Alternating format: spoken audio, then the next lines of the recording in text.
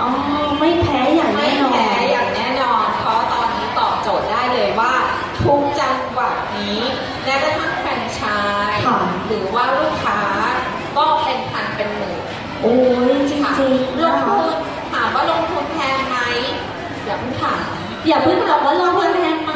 ใช่ไหมคะใช่ไม่แพงมันมีผลิตภัณฑ์ว่าของดีจริงใช่แล้วเราก็เลยอยากว่ามาตอบโจทย์ที่บุรีรัมย์อยากให้มีแฟรนไชส์ที่นี่มีหรือยังคะที่นี่รู้สึกว่าจะมีแล้วด้วยแล้วนะคะมีแล้วแค่เป็นแฟรนไชส์เดียวเท่านั้นแต่ว่าถ้าอยากว่าไปออเดอร์เพิ่มยอดในการขายมีร้านอยู่แล้ว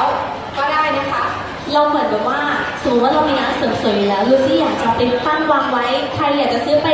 ทำที่บ้านก็ได้แล้วก็ตัวร้านเองเนี่ยก็เปิดเป็นแบบแวสคนค้าแวสตรงนี้จุดนี้ราคาแล้วก็คิดเท่านั้นเท่านี้ตามที่แบบว่ามันสมควรนี้ได้ใช่ไหมคะไม่แพงมากมายในการแวสแต่ละครั้งแล้วกระปุกหนึ่งเนี่ยใช้ได้กี่ครั้งคะพี่มนัสสมมติว่าเราแวสแค่จักรแล้ค่ะขาค่ะประมาณนี้ประมาณสามครั้งนะคะก็จะมีอุปกรณ์ต่างๆให้อยู่ในกล่องมีการใช้ให้ในการแวะอะไรอย่างเงี้ยค่ะแต่ว่าถ้าไม่สะดวกในการทำเองเรามีแฟรนไชส์อยู่แล้วบริการครั้งละแค่80 บาทต่อเดือนโอ้โห80 บาทเท่านั้นนะคะและจะบอกว่าคือเมื่อก่อนเนี่ยเราเคยได้แบบเช็คกำจัดขนที่แบบพอใช้แล้วแสบใช้แล้วต้องลดใช้โลออนไปประมาณแบบอาทิตย์หนึ่งเพราะว่ามันเหมือนมันจะแพ้ใช่ไหมคะเพราะว่าแสบแล้วมันแรงมากแต่ทีนี้ลองเปลี่ยนนะคะลองเปลี่ยนมาแบบว่าใช้เป็นแวสกำจัดขนนี่สิบอกเลยว่ายังไม่เคยเห็นใครแพ้ด้วยค่ะใช่ตัวนี้และอย่างนักแร้ผู้หญิงเนี่ยส่วนมากชอบไปโกนใช่ค่ะชอบไปโกนไปฉุกเฉินแล้วก็เป็นขนไก่ค่ะเราก็เลยว่า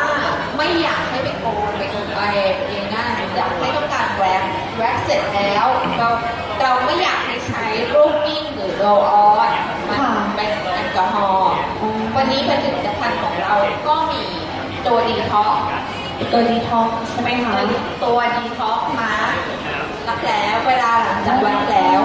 ขาวใสเรียบเนียนจริงๆค่ะเห็นแล้วก็ทาไว้เลยปุ๊บเลยค่ะทาลดกลิ่นลดเหงื่อด้วยเพราะว่าสมมติว่าสุดยอดมากใ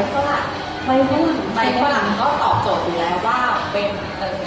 อะไรที่ช่วยเรื่องการดับกลิ่นสุดยอดมากๆนะคะคือในเรื่องของความสวยความงามเนี่ยไม่ได้มีเพียงแค่หน้าสวยอย่างเดียว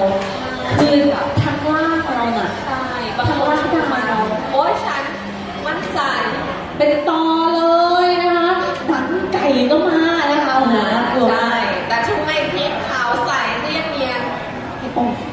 ชนะใจชายหนุ่มใช่ไม่แพงด้วยวันนี้เรากระปุกละเท่าไหร่คะกระปุกละ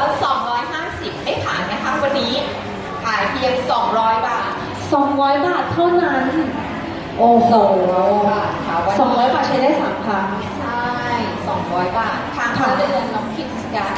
เดือนละครั้งใช้ได้ประมาณ3 เดือนหรือบางคนเป็นคนที่แบบอาจจะมาดูซี่คือเคยไปแว้นแขนแล้วขนขึ้นชามากพอขึ้นแล้วขึ้นบางๆเหมือนแบบอ่อนๆอันนี้ก็คือแบบอาจจะแบบนานๆอีเวนต์ทำก็ได้ใช่ไหมคะแล้ววันนี้ก็